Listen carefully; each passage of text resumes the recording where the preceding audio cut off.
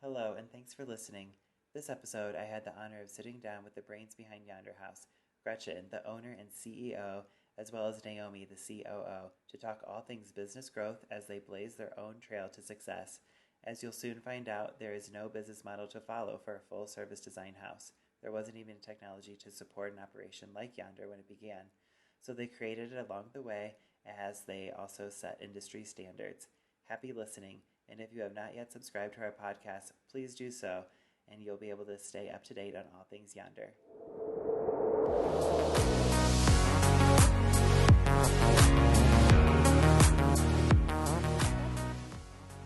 The House of Yonder is a podcast where the award-winning Denver-based design house discusses art, inspiration, and design sensibilities, as well as the strategy and logistics it takes to own and operate a successful business. And we always get down to the heart of the matter with the folks behind it all. Welcome to the House of Yonder. This is a House of Yonder production!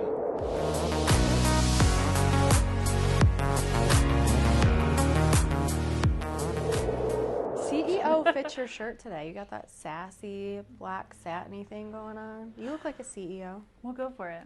Okay. CEO, Gretchen Jostin. Perfect. There you go. You can't just be owner and then I'm COO. It's like, well, where'd she come from? What's her power trip about? You've got to look more power trippy than me. I love a good power trip. Okay, Naomi, who you be? I am the COO. Cool. I'm cool. That's why See, you these are the sound bites that we live for. Okay, so today we're going to be talking about creating a business in the new industry model. I don't know what that means, so will you tell the children what industry model you're up against? Yeah, I think what I was going for was more of like this, I guess, idea of what we are didn't really exist when it first started.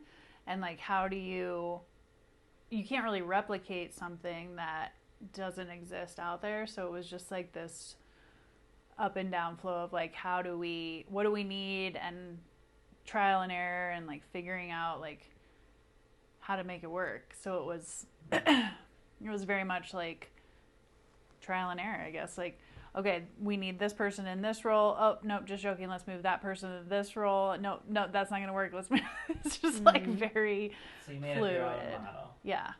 Okay. I want to jump in though and say I love the way that she just said that, because we still now don't replicate in our designs, which is so cool. Mm-hmm. So we haven't replicated in our business model, though we definitely appreciate learning and growing from people who are strong in their respective areas. But we don't do that, like, so we maintain that. We don't do it in our design either. We don't replicate. We inspired, but we don't replicate.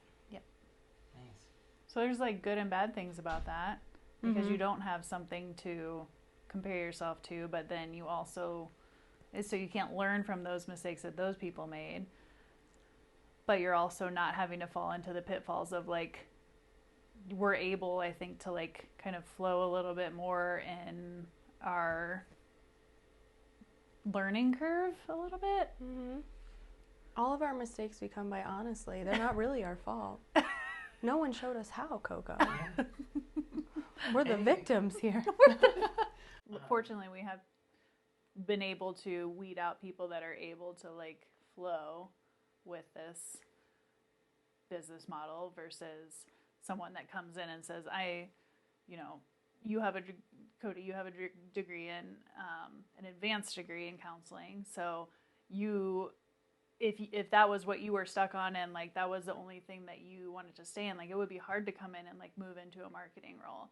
But like I saw that you had that like flexibility and like strength in all these other areas, that like you have the range to like kind of be fluid like that. And that's the kind of people that we surround ourselves with, is people that are like, you know what, we need you to really step into this role and like support us here, or like, you know what, you're not really vibing in this role, let's move you and like make sure that we're like utilizing your strengths to the best of yours and our ability. Yeah, so you're really bringing out the best in your employees. Yeah, that's the hope. Yeah, we're trying to. So how would you describe the model that you created, since you didn't have one to go off. You created your own model. How would you describe that? I think you gotta start from beginning and kind of see how it's like ebbed and flowed. Yeah, there's been so many levels and like layers to how we've done it. And there's some things that have come from that I really firmly believe in now, such as people being cross-trained and being flexible in this industry. There's times where some areas are just busier than others, or you get in a bind and you need someone to be able to hop in. And so even though we've gotten a lot more clear with boundaries based on each person's role and their strengths, it's still super important and valuable to have people who are, one, willing to be flexible, and two, do have a variety of skills that we can pull from. Yeah. So there's some things we've learned along the way that we don't necessarily still have to hold to, but I think we've just really learned to, again, value those things. Yeah, that's it exactly. Like, if you can't, you just with what we talked about in the last podcast is like the season is pretty much like cram as much as you can into 6 months. So in the slow season, like, we need more support in different areas or less support in this area, and like help us into the like proposal building and sales side. So that's been like, that was our most recent change, was that like in January when we kind of shifted and like recognized that we were growing to the point of needing to have like a separate production side versus sales side, where the last forever we were doing everything and everyone was doing everything from sales to production to event installs. So that was like, I feel like that was like our biggest aha moment, was like, oh, this feels nice. Like, that gave Naomi the focus of like, I'm able to like focus 100% on production and fulfillment, and that's where we were like really, I don't want to say lacking, but we didn't have as close of attention to detail on that side. And once she moved into like production side and like really fully overseeing that, that was like game changer for me, just personally. And some of those transitions are hard. That one was difficult. Yeah. Because I was so used to seeing something all the way through from the beginning and enjoying that aspect of the position. But at the same time, I didn't feel like I could do anything as like at 100% because the focus was too split. So it was the best decision for me personally and for the company, just to use me as an example for everyone who's gone through this with us. Ended up being the best decision, but something that's really cool about the people that are here with us, they are so invested and care so much about what they do and who they do it for, and that part is super key, that it can be hard to live those changes because you have to let go. Yeah. So it's been this really cool evolving process of learning and growing and reshaping and restructuring. And it's all been good, but yeah, there's those challenges that come with it. How do you think your clients have benefited from your growth? And like understanding your business model more and more as it evolves, how do you think your clients have benefited from your involvement? That was definitely a hard transition, because we just made that in January of this year, just after pretty much hitting a wall of just overworked, overstimulated, over everything, and Over it. over it, period. So that was hard, because we were like, okay, something needs to change and we want to implement it, but it was just the three of us at that point doing everything from sales to revisions to production to event installs. So I know that was a hard one for you when we brought that up, because you're so good at the sales side, but I saw your strength in like, details like so well. And so like being able to like harness that, like, okay, we're all feeling like we can't give 100%. Like, how can we just rein it in and like really focus and then feel like we're able to give 100%? That was like, I feel like that was a really pivotal like point for us, was just that transition alone. Yeah, and I think ultimately, though, whenever you're restructuring, there's some confusion, I think, externally. There can even be some confusion internally as we're ironing out those details. Ultimately, our hope is that it gives a more streamlined process and clarity to our clients, where they end up knowing who they go to, what it looks like, who's going to be talking to them about what. And yeah, it takes time to, again, restructure and get people used to that new system. But that's a big part of the goal, is not just internally that we're able to operate at a higher level. I mean, that, of course, indirectly, that ends up benefiting our clients. That was I remember a few emails of being like, people being like, who am I talking to at this point? And just us being honest and like saying like, this is what we needed, and in the end it's going to benefit you. Like, I know it's going to be a little confusing because you're used to going straight to Naomi, or you're used to coming straight to me. So like, try to see it through and like see the end result, and we promise we'll get there. So transparency has been important. Yeah, and making sure that people know like we're still involved, we're still connected, we're aware of what's going on. Yeah. And oftentimes still on site, because we definitely value those like face-to-face connections too. Like, we love doing the design, but we also really love people and what they're celebrating and being a part of that. And so I would say in these roles, as Gretchen and I have stepped out from some of the face-to-face, like we don't want to lose that completely. We still very much enjoy and value that piece of it. So it sounds like there has been like some fun aspects to this growth. Yes? Oh, for sure. Yeah. It's, How has that been part of the experience? I think for me personally, I am excited about what I'm able to focus on outside of what we've been so like just tunnel vision of like, get it done, do it right, make it happen. And now like being able to like step back, I know that we've focused more on like the business development side of like, what new relationships can we build, and like how can we, like working with you of like, how can we redirect our marketing and like get that going. And those are all just new projects that we never really had the headspace for. So now that we have capable people in roles that are still flexible in working here and there, and you know, adding their input to everything, it's like night and day for me. It's also been more fun internally because we have a little more space, not necessarily June through October, but we have a little more space to do fun things with the crew, like do things like Yonder Up Today, where we grill out. We do that once a month, and we all get to just like hang out and eat. And we have Yonder Fit twice a week, which is where we have a personal trainer come in and offer a workout session to everyone who's working in that day. That's a company benefit that is provided. We just did Camp Yonder for a couple days, which was a photo shoot, but also just like a retreat for everyone. The full-timers all got to go to San Diego last September and see Beyonce.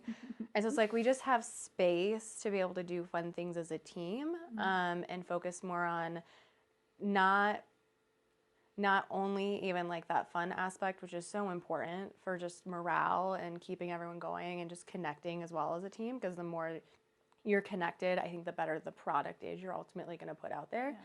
But also people having space to learn and grow, and just being able to really invest in our people that bring this to fruition. Like, I don't know if you can really go show love when nobody loves one another. You know, like that just kind of comes through, and especially in the design and in like floral design, I think that it comes through when like hearts are really in it. And for hearts to really be in it, you also have to love who you're doing it with and the environment you're doing it in, not just what you're doing. So it's given us more free time to focus on our crew in that way too.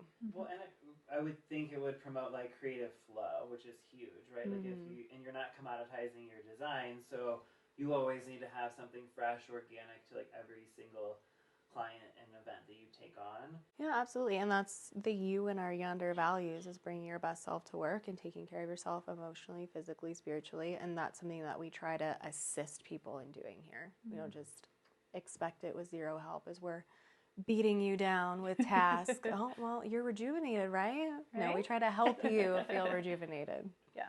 Oh, we got those massages coming up. Oh, yeah. I forgot about that one. June through October, we get a monthly massage, including the 2 hours paid time off while we go get it. So we're not even taking a pay loss, and we don't have to feel like we have to make up the hours. So that's awesome too. That's amazing. Yeah. So all sorts of good stuff. It's hard to feel rejuvenated from June to October. So Yeah.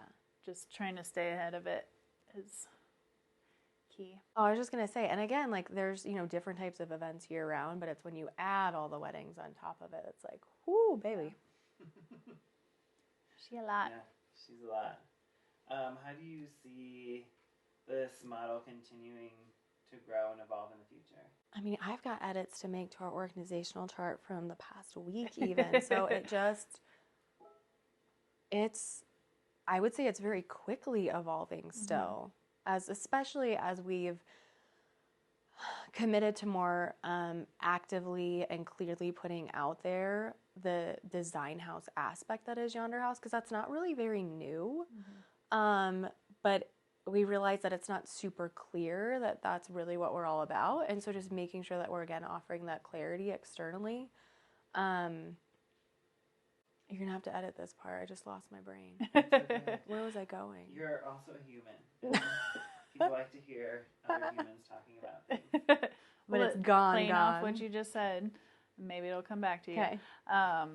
That's kind of the core of the story of what we're trying to say is like, it's not clearly known that we're a design house because there's not a whole lot of other companies that do rentals and florals and tableware and decor all in one, which is like something that is new for people to understand. And like what we're hoping is like a cool all-in-one type of a component. So that's what we get with that is like we can't base it off of another company in town that does rentals or another company in town that does tableware, another company in town that does florals, because they don't have all of the additional components that we're also having to think through and logisticize.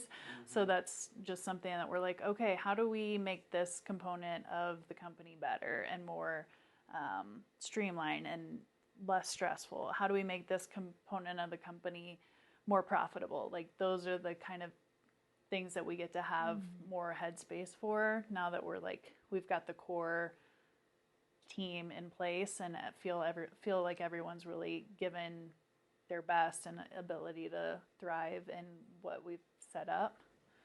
Absolutely. And I think where I was going with what I was saying is that as people are viewing us that way, we're getting different types of inquiries. And so that's resulting in us needing to amp up different areas. So with that getting more out there, we're continuing to tweak and add and revise. So I think it's going to be a constant. I hope so, because let's be real, we're both going to quit here if it's not, because we're going to get bored. And if you quit, I don't even know what happens. So what does that mean? What does that mean? The world ceases to exist. Yeah, the house gets boarded up. What do you feel like has contributed to your success so far, outside of business model, just in general?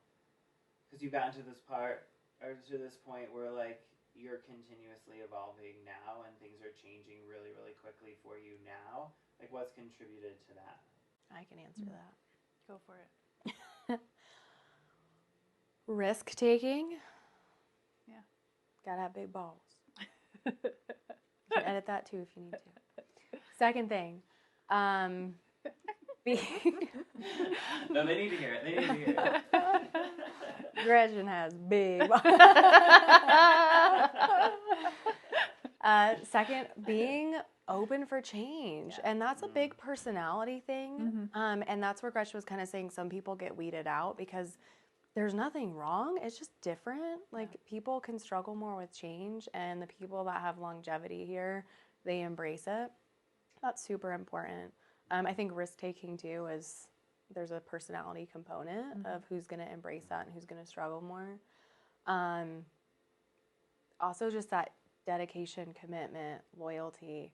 And that is something, first of all, Gretchen's been really committed to herself, and I hope you know how I mean that. Like, you're also committed to your crew, but you haven't given up on you either as you've been growing and learning. And that's something that's been a good model for all of us as we're growing and learning and we make mistakes and we have to figure stuff out. You give us the room to do that. Yeah.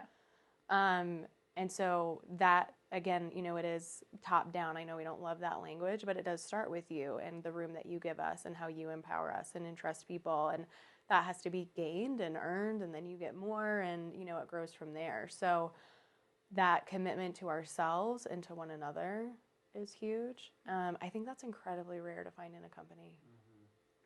Yeah. And you need it in a company like this that's growing so quickly.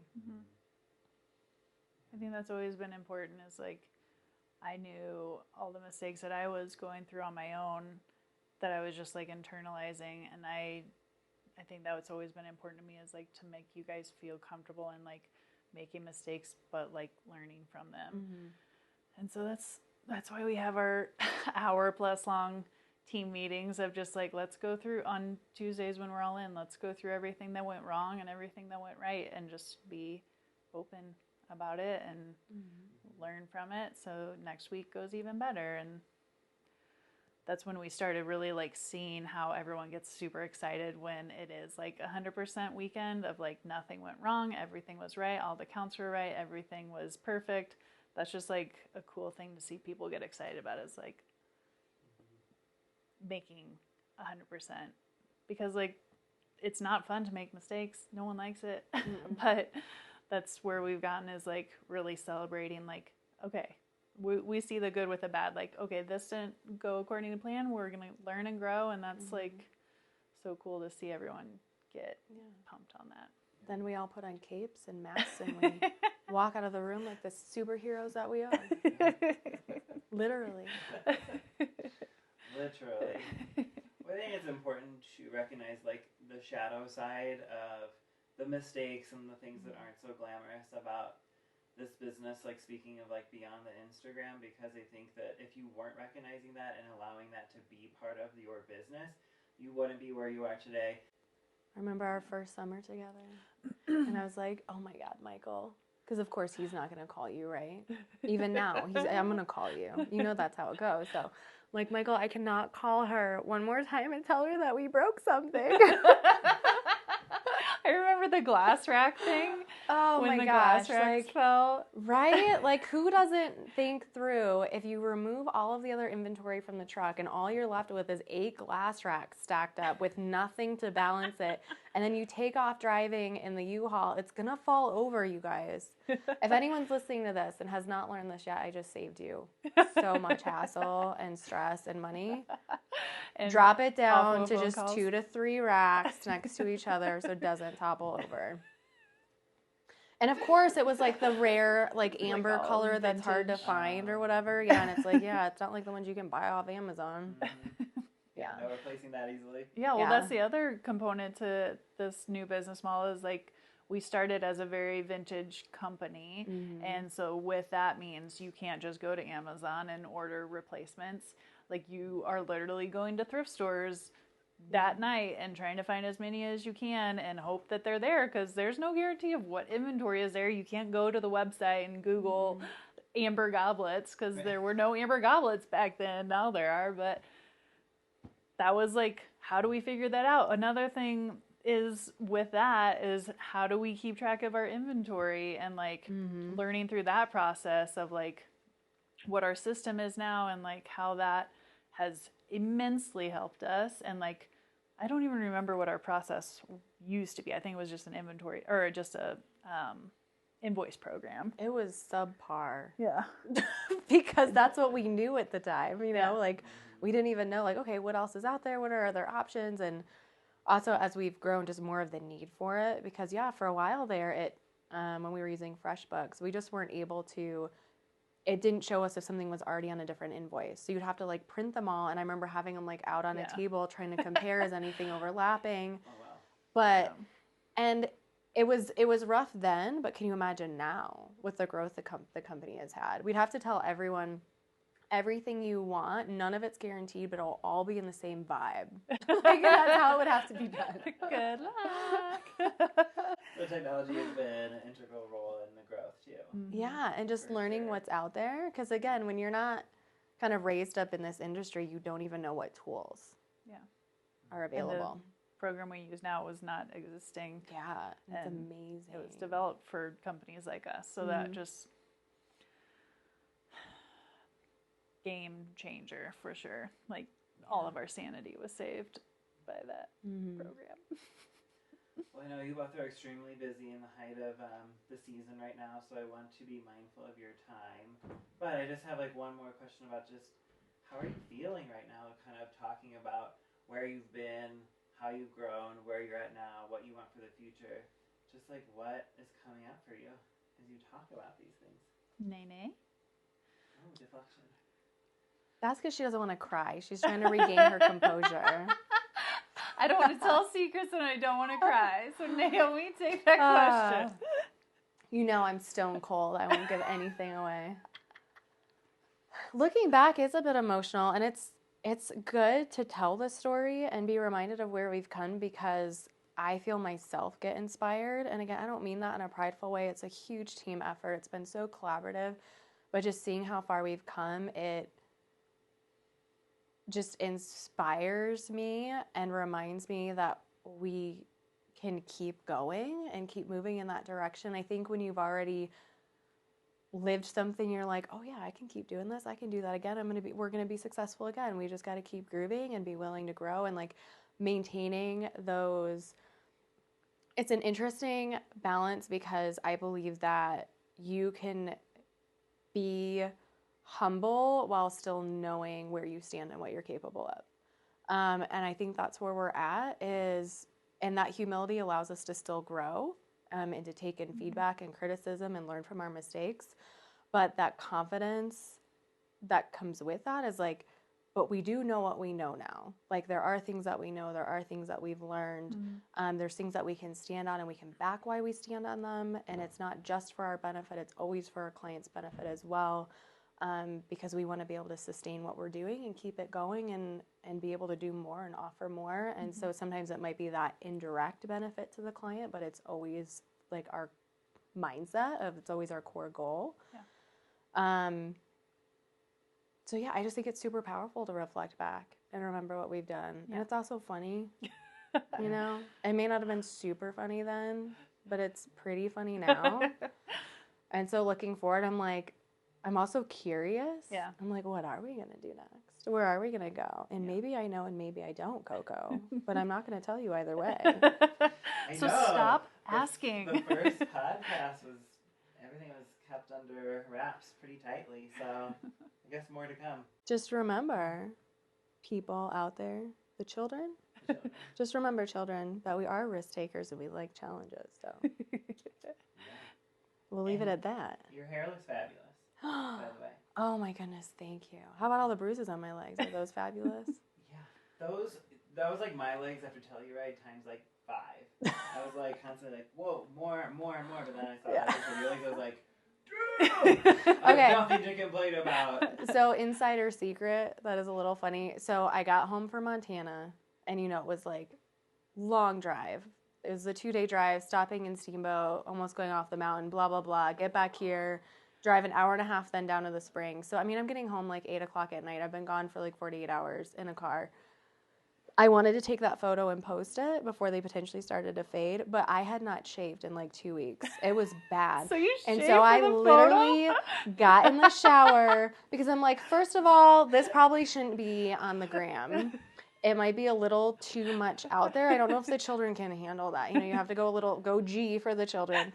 And also I was afraid that it would camouflage some of the bruises with like the black hair. Like I didn't know if you'd really get it all. So yeah, I hopped in the shower, shaved my legs, and put those dirty shorts back on to take that photo. Dirty shorts and all? Uh-huh. Wow. Yeah. So that is dedication. Just a little Yeah. inside Dedication scoop to the for you. gram. You like the inside scoop, right? We love it. Yes. Dedication through and through. And that was the last time she shaved. Yeah. Yeah. Right? It was, yeah. And I Yeah. have crops on today, so that's how much I care. That's why I'm the COO and not the CEO, because I'm not fancy enough. Lies.